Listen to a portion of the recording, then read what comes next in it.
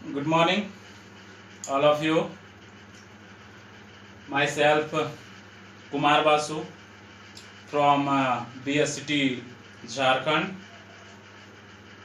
आज सिलेबस को आगे लेते हुए व्याकरण में सर्वनाम हम लोग संज्ञा के बारे पढ़ चुके हैं कि संज्ञा किसे कहते हैं, संज्ञा कितने प्रकार के होते हैं। तो आज उसी क्रम में सर्वनाम की बारी है। सर्वनाम के बारे पढ़ेंगे कि सर्वनाम है क्या, सर्वनाम कहते किसको हैं, इसके कितने भेद होते हैं और उस भेद के बारे में भी पढ़ेंगे कि उस भेद में क्या क्या रहता है।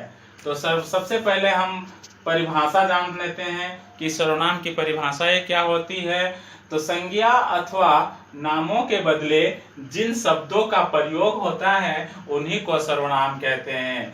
कहने का मतलब है कि संज्ञा के स्थान पर जो शब्द का प्रयोग हम लोग करेंगे उसी को क्या बोलेंगे, सर्वनाम बोलेंगे।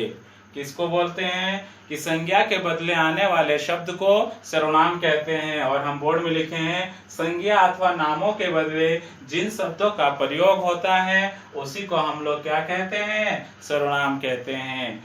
हिंदी में कुल 11 सर्वनाम होते हैं। हिंदी में कितने सर्वनाम होते हैं? 11 सर्वनाम होते हैं। हिंदी में सर्वनाम की संख्या 11 होती है। ठीक है, तो वह है मैं, तुम, आप, यह, वह, जो, सो, कुछ, कोई, कुछ, कौन, क्या, ये सभी क्या है, सर्वनाम वाली वर्ड है।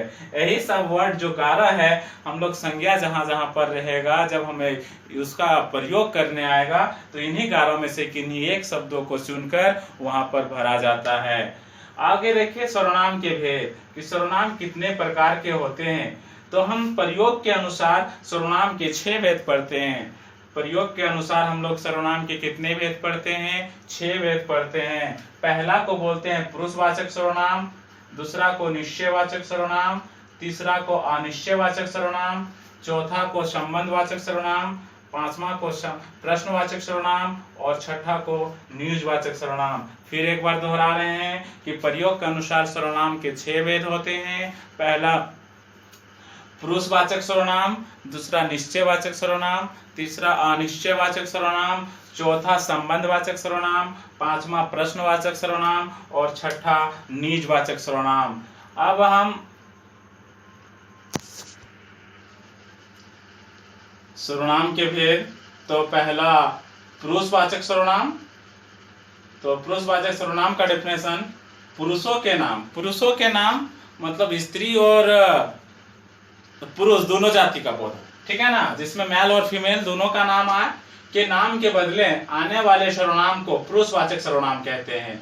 ठीक है, मतलब मेरा कहने का मतलब ये है कि पुरुषवाचक सर्वनाम हम लोग उस तरह के सर्वनाम शब्द को कहेंगे जिसमें पुरुषों के नाम जब रहेगा, कोई भी नाम रहेगा, तो उस समय जो शब्द को हम लोग प्रयोग करेंगे उसी को पुरुषवाचक सर्वनाम कहते हैं। जैसे मैं, तुम और आप।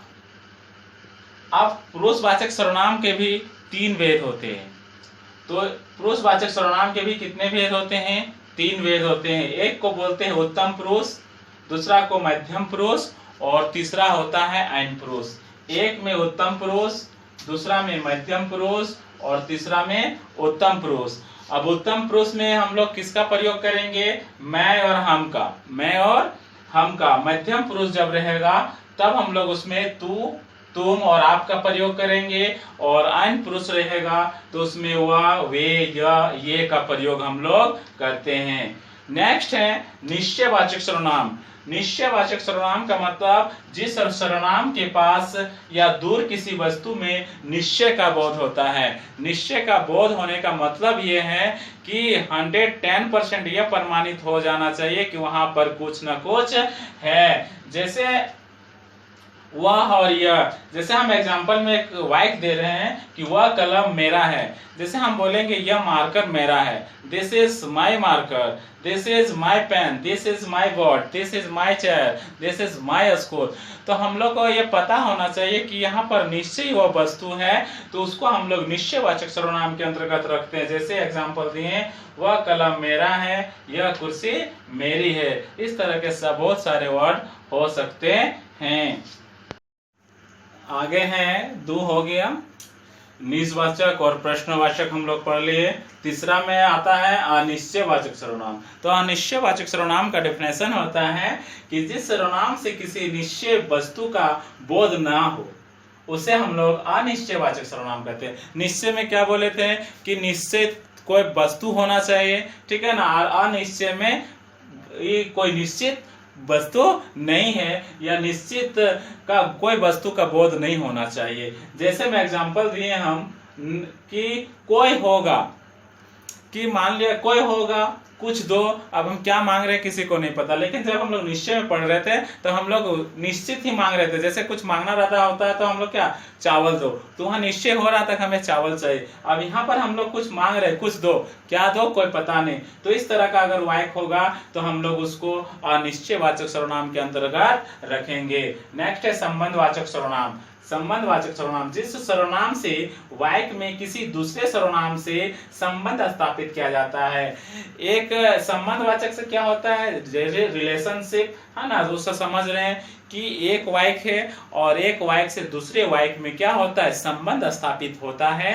तो उस तरह के सर्वनाम को हम लोग संबंधवाचक सर्वनाम कहते हैं। जैसे जो सो, जैसे एग्जांपल हम दे रहे हैं कि वह कौन है जो दरवाजे पर खड़ा है। देखिए यहाँ पर संबंध हो रहा है, इस वाक्य से इस वाक्य का जुड़ रहा है। वह कौन है मतलब हमारे दरवाजे पर कोई खड़ा है, तो वह कौन है जो दरवाजे पर खड़ा है। संबंध स्थापित हो रहा है ना कि कोई है जो दरवाजे पर खड़ा है। इस तरह के बहुत सारे वाक्य हो सकता है। नेक्स्ट है प्रश्नवाचक सर्वनाम। प्रश्न करने के लिए जिन शब्दों का, जिन सर्वनामों का प्रयोग होता है उसी को हम लोग प्रश्नवाचक सर्वनाम कहते हैं। तो प्रश्न उत्पन्न करने के लिए, क्वेश्चन उत्पन्न करने के लिए जो शब्दों का हम लोग प्रयोग करेंगे उसी को हम लोग क्या बोलते हैं, प्रश्नवाचक सर्वनाम कहते हैं। जैसे कौन, क्या। एग्जाम्पल देखिए, कौन आता है, कौन आता है, तुम क्या खा रहे हो।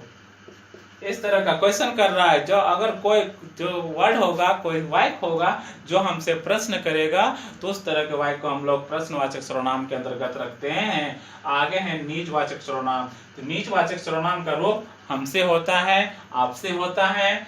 इसमें आप है और मैं, आप वहीं से आया हूँ। कहने का मतलब कि मैं जहां से आया हूँ वहीं से आप आए हैं। दूसरा वाक्य दिए कि मैं आप ही चला जाऊंगा, मैं अपने आप क्या करूंगा, चला जाऊंगा। ठीक है, इस तरह का संबंध होगा तो इस तरह का हम लोग निजवाचक सर्वनाम के अंतर्गत रखते हैं। यही था हमारा सर्वनाम के भेद। तो हम लोग शुरू में पढ़े सर्वनाम किसको कहते हैं। तो सर्वनाम संज्ञा के बदले जो शब्द को प्रयोग करेंगे उसी को सर्वनाम कहेंगे। सर्वनाम को 6 भागों में बांटते हैं, 6 भागों में बांटते हैं। एक को बोलते हैं पुरुषवाचक सर्वनाम, दूसरा को निश्चयवाचक सर्वनाम, तीसरा को अनिश्चयवाचक सर्वनाम, चौथा को संबंधवाचक सर्वनाम, पांचवा को प्रश्नवाचक सर्वनाम और छठा को निजवाचक सर्वनाम। प्रश्नवाचक सर्वनाम में आता है क्या कि उसमें पुरुष और स्त्री जाति का बोध होगा, शब्दों का बोध होगा और उसको हम लोग 3 भाग में बांटते हैं। एक को बोलते हैं उत्तम पुरुष, मध्यम पुरुष और आयन पुरुष।